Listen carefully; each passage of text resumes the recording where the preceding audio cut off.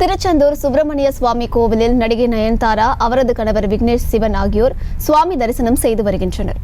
இதுகுறித்தான மேலும் விவரங்களை கொடுப்பதற்காக செய்தியாளர் அஜித் இணைப்பில் இருக்கிறார். பேசலாம்.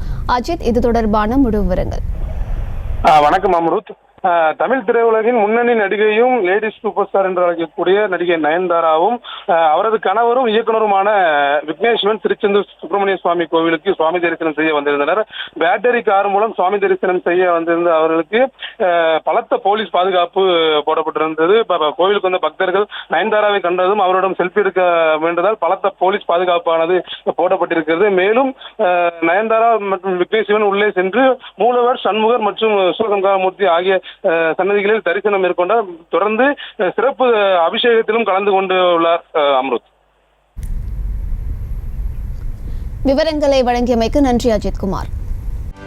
செய்திகளை உடனுக்குடனும் துல்லியமாகவும் தெரிந்து கொள்ள சப்ஸ்கிரைப் பண்ணுங்க.